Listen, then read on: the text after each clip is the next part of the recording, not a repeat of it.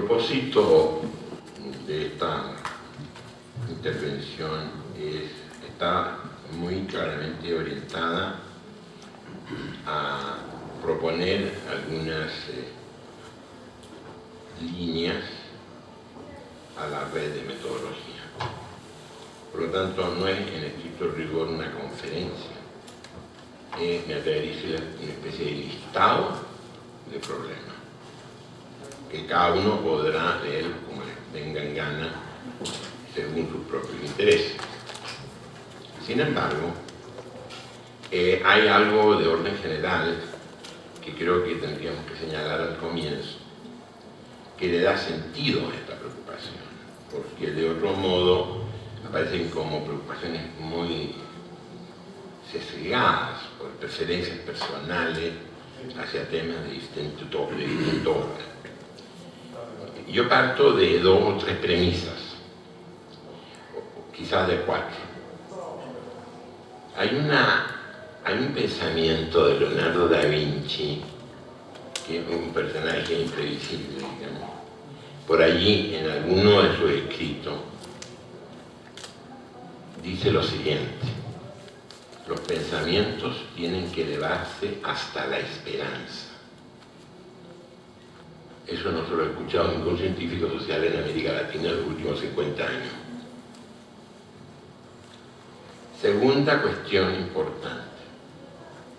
Feyerabend, autor, en mi opinión, muy importante y poco usado, poco leído, hasta donde estoy informado, que algo así como sin necesidad de realidad pierde el sentido pensar. Pero más que eso, una afirmación que es más vinculada a su pensamiento, que es cómo se malforma algo impidiéndole ver. Y este quizás es un punto importante, porque la clave de las discusiones de muchas gentes en los últimos 60 años, quizás el último siglo, gira mucho con distintas terminologías en torno al problema de la mirada. ¿Miramos o no miramos? Y aquí es donde viene el espectro de Bacon, que en verdad desplazó ese viejo concepto de mirada que venía de los griegos, que para ellos, todos lo sabemos, mirar era equivalente a teorizar, para desplazarse a una racionalidad instrumental centrada en el control de los fenómenos vía conocimiento de las leyes, que después pasa a la filosofía con Descartes, y de cuya herencia vivimos todavía pendientes. Es decir, quizás una de las primeras reacciones frente a esto, en una perspectiva no necesariamente coincidente con la que uno pueda tener, es Popper. Pero quizás antes de Popper está Dilthey, que se mencionó en algún momento, cuando comenzaron a repensar si los modos de mirar eran los correctos. En el caso de Dilthey, muy claramente en su crítica al kantismo, inaugura todo un nuevo modo de mirar, no de explicar. Se independizan de la lógica esa baconiana tan poderosa del control, de encerrar la razón en la lógica de causa y efecto. Creo que hoy día, en nuestra época, estamos enfrentando una crisis de esa envergadura. De la misma envergadura que se dio a finales en la Baja Edad Media, en el tránsito al Renacimiento, y posteriormente quizás en los últimos decenios del siglo XIX y los primeros del siglo XX. Digamos, desde el historicismo alemán a la fenomenología hay también un giro muy importante que, en mi opinión, no hemos terminado de comprender después de casi un siglo. Los hemos transformado en objetos de análisis, en exégesis. Nos hemos transformado en especialistas en esas tendencias, nuestros autores, pero no hemos captado necesariamente lo que implicaba, por ejemplo, en Husserl hablar del sentido, o la afirmación diltheyana de las categorías, cuya premisa no era la verdad, sino la vida. creo que ese es un punto importante porque hoy, y en ese espíritu voy a hacer después los enunciados, estos enunciados problemáticos que me parecen pertinentes retomarlo. Hoy día, diría yo, es importante tomar conciencia de lo que yo llamaría la batalla de los paradigmas. Porque tenemos un sinnúmero de propuestas en el orden filosófico y epistémico, es decir, no podemos quejarnos de esas aportaciones del siglo XX. Pero esa batalla no se resuelve y quizás pase por contestarnos una pregunta elemental. ¿Cuáles son los criterios para elegir un paradigma? ¿Qué criterios tenemos para ser estructuralista, funcionalista, incluso positivista? O para decirlo de una manera todavía un poco más provocativa, ¿qué criterios hay para seleccionar el paradigma de Hegel-Marx? ¿Por qué? ¿Cuáles son los criterios? Esto no es un tema menor. ¿Tenemos claridad acerca de ese punto? Porque la oscuridad respecto de los criterios de elegir un paradigma u otro está detrás, de alguna manera, de lo que se ha venido hablando en estos 2 días, de la llamada crisis metodológica, o crisis, y yo no me atrevería a reducirla a lo metodológico. En el fondo y en la forma, es una crisis de pensamiento social. Hoy, en el continente, creo que una tarea de las redes, o de la red, es asumir ese problema, para estar de acuerdo o en desacuerdo. El problema es discutirlo. Si hay o no crisis de pensamiento social. Yo creo que sí hay una profunda crisis de pensamiento social en América Latina. Y de alguna manera, quizás porque no hemos seguido el consejo de Feyerabend ni de Leonardo da Vinci. Por una parte, no creemos que los pensamientos se puedan elevar hasta la esperanza, y vivimos sumidos en un mundo de experticias y de especialidades de las cuales hace años abominó Apple y nos advirtió de los peligros de la especialidad. Cuidado con los especialistas. O las grandes advertencias de Gadamer con respecto de no perdernos en un concepto simplista y tonto de la realidad. Cuando él hablaba de un concepto de realidad horizontal, eso es un esfuerzo enorme, gigantesco, que quedó como cita al pie de página. O blog, ni hablar. No solamente por su principio de esperanza, que de alguna manera reinstala lo que estaba en la ponencia de Martín ayer, el problema de la utopía para potenciar realidades, cuando él decía en una frase muy corta, pensar es romper. ¿Estamos rompiendo? Pero para romper tengo necesidad de romper. Para romper tengo que tener claridad para qué romper. Porque no se trata de romper por romper, no se trata de destrucción, se trata de buscar reemplazos. Eso está dicho. O bien esto de que la malformación, digamos, de alguna manera, como lo advertía Feyerabend, está implicando o implica el que estamos perdiendo nuestra capacidad de mirar. En lugar de mirar, explicamos. En lugar de describir, damos cuenta de procesos y nos quedamos en descripciones muertas en términos de sus posibilidades. Lo que está en la literatura latinoamericana de 1950 en adelante y que se expresó en la gran literatura que propició de los 50 en adelante la CEPAL cuando era un organismo pensante, porque ya no lo es.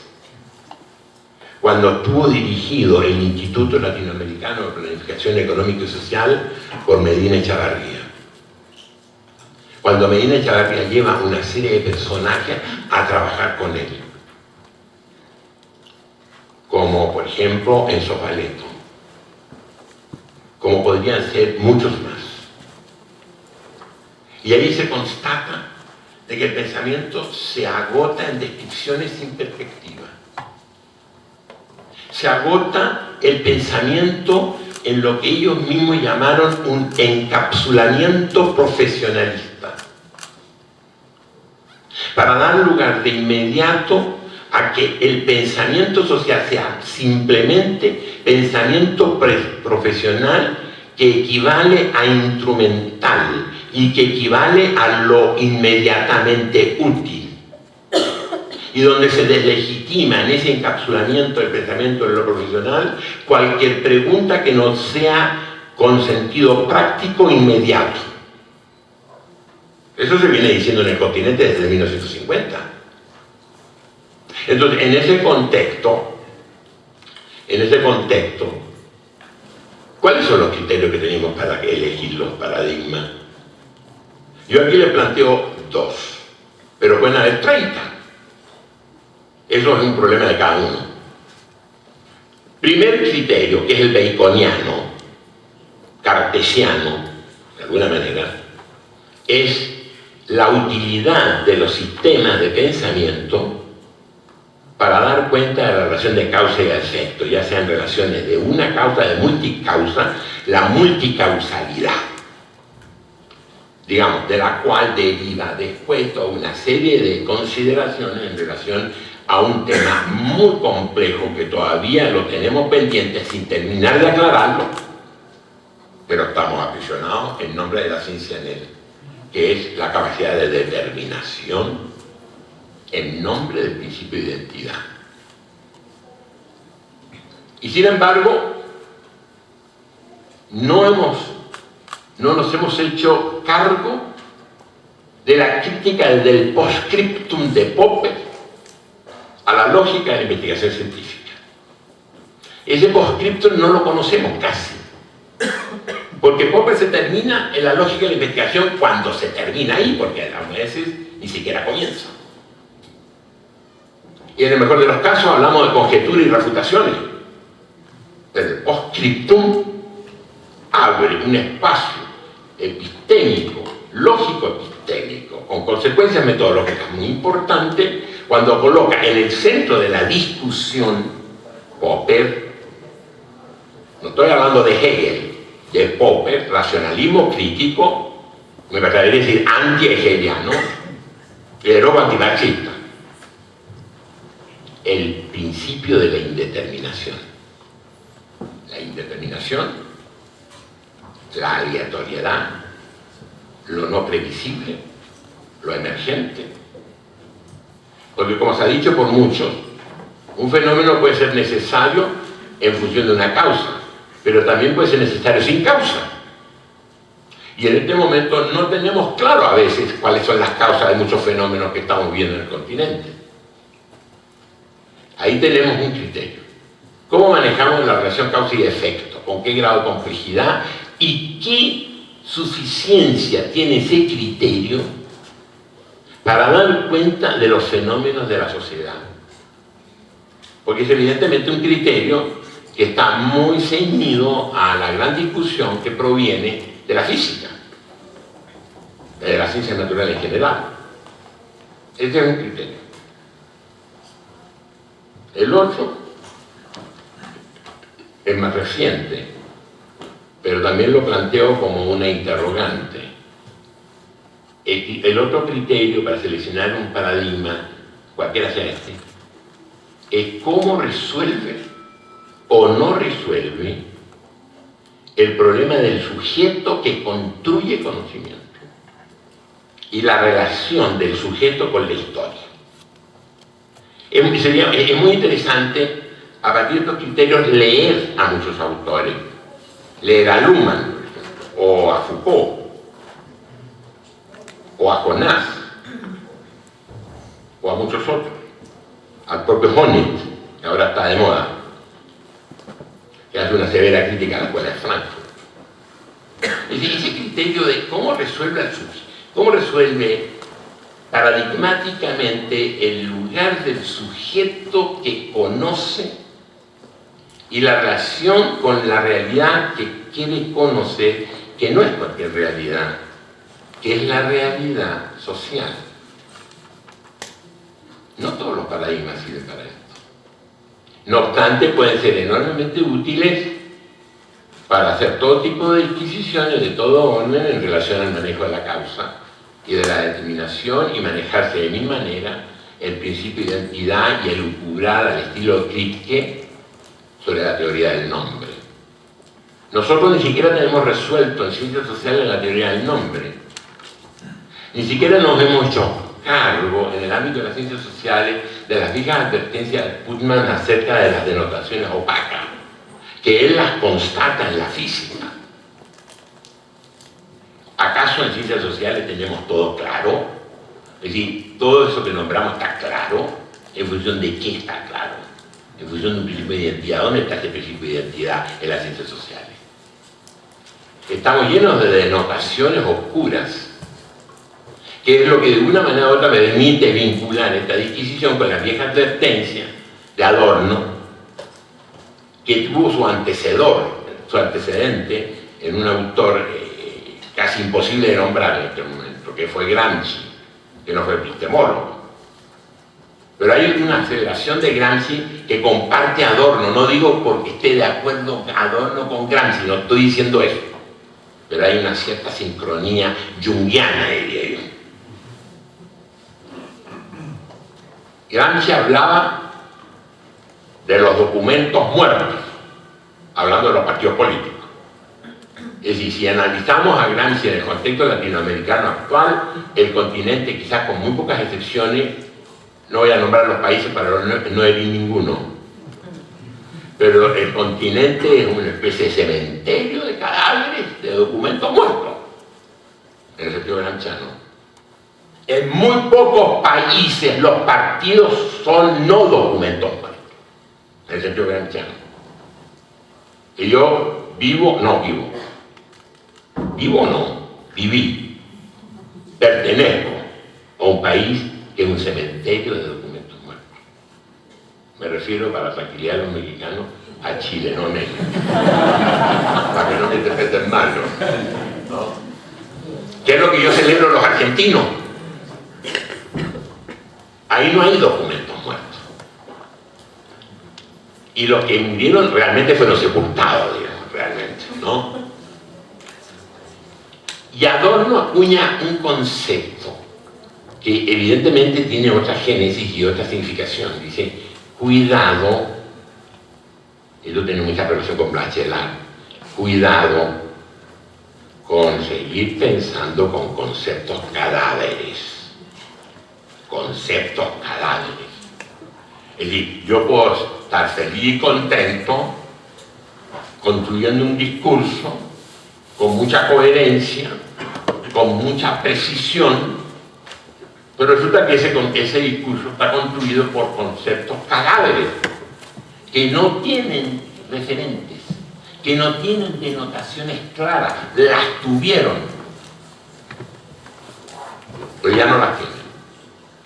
Quizá una de las primeras tareas que surgen en este momento, si realmente se quiere recuperar el pensamiento como mirada, en el sentido griego clásico de mirar, es construir un vocabulario. No tenemos ese vocabulario. Y si tenemos una serie de conceptos que creemos nosotros que tienen significación eterna y universal, en circunstancias que esos fenómenos que estamos nombrando con esos conceptos se han transformado. Los ejemplos pueden ser múltiples. Casi todos los corpus teóricos de las ciencias sociales, la economía, la antropología, la ciencia política y la sociología, tienen algunos referentes que ya no existen.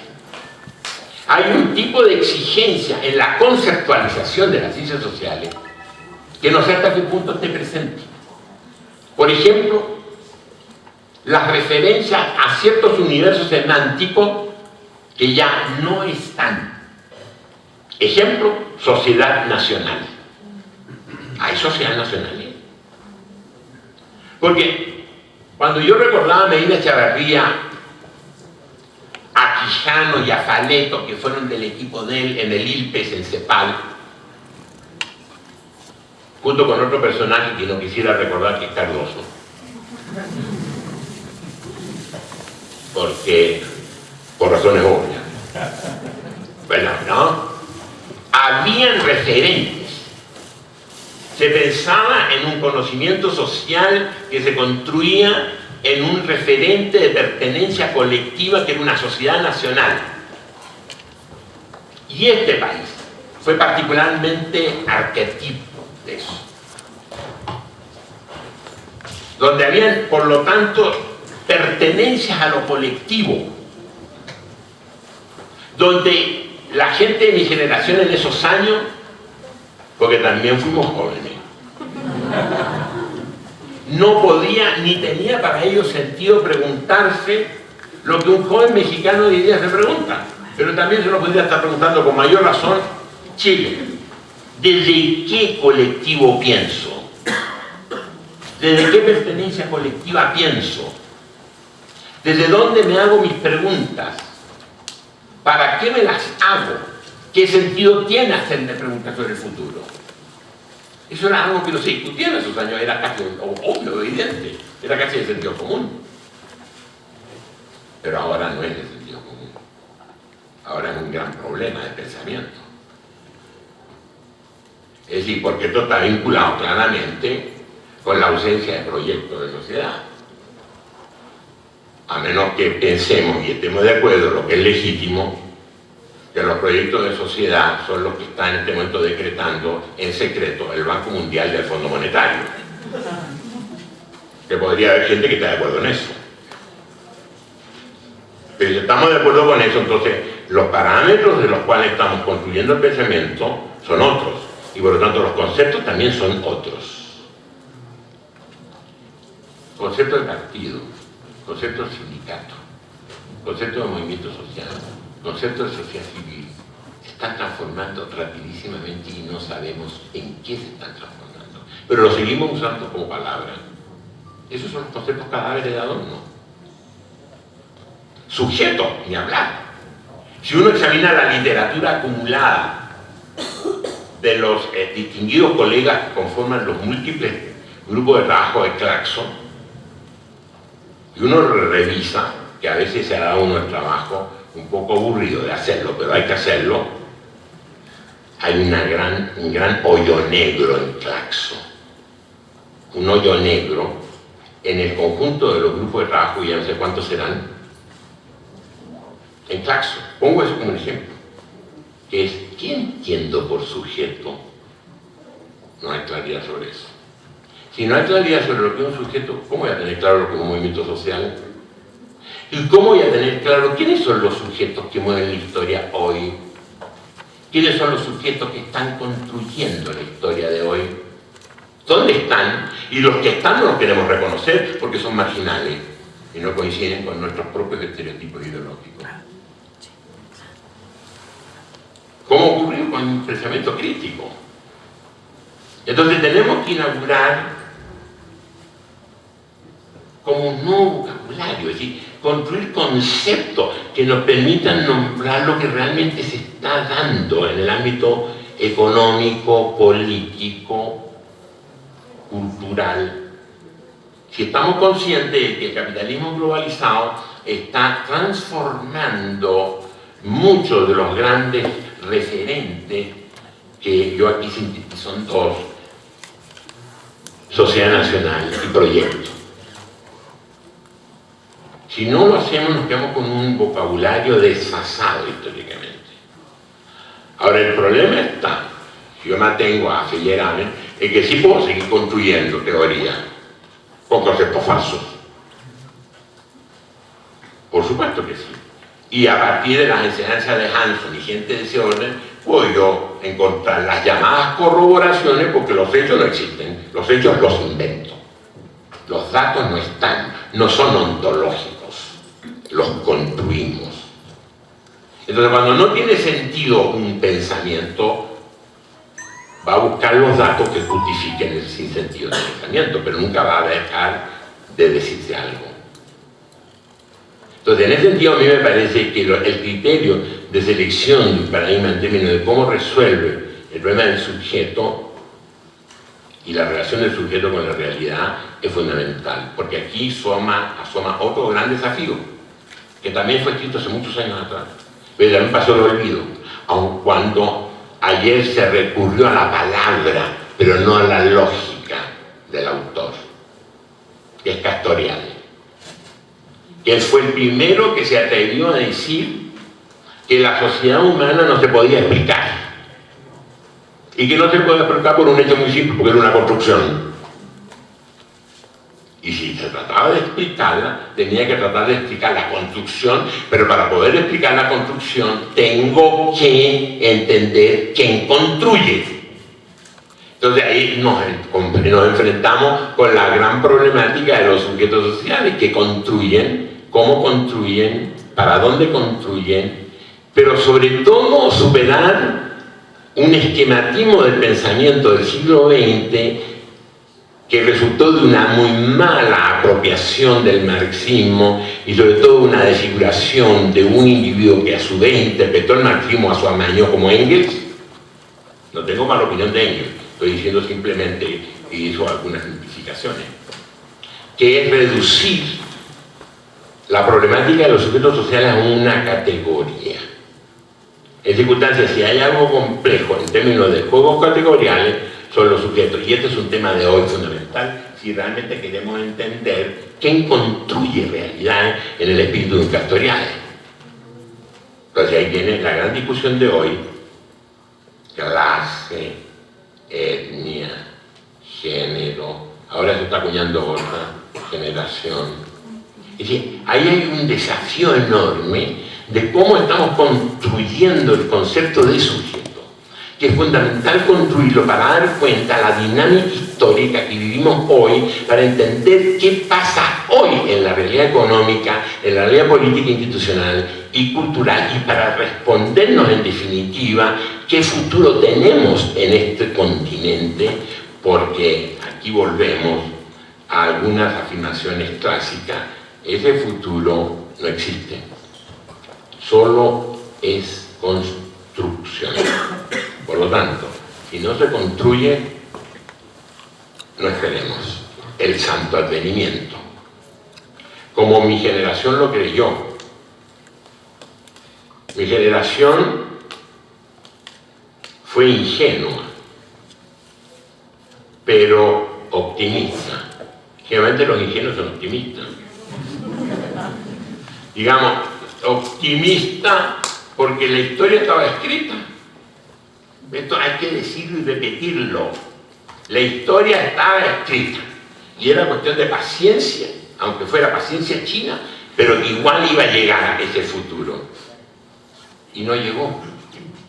Eso es lo que ocurrió en el siglo XX al XXI. Y el siglo XX, sobre todo después del colapso del modelo soviético, nos demostró algo que no queríamos ver: que la historia era una construcción, tal como lo estaba intuyendo, precisamente a partir de su propia experiencia política en Grecia, Castoriadis, y su conflicto político. Él tuvo un conflicto político que está en el origen mismo de su pensamiento, que había que construir esa historia, por lo tanto, ese futuro. Por lo tanto, cuando se habla del muro de Berlín, en realidad, en el ámbito de la red, no es que yo pretenda que la red dé cuenta del derrumbe del muro de Berlín.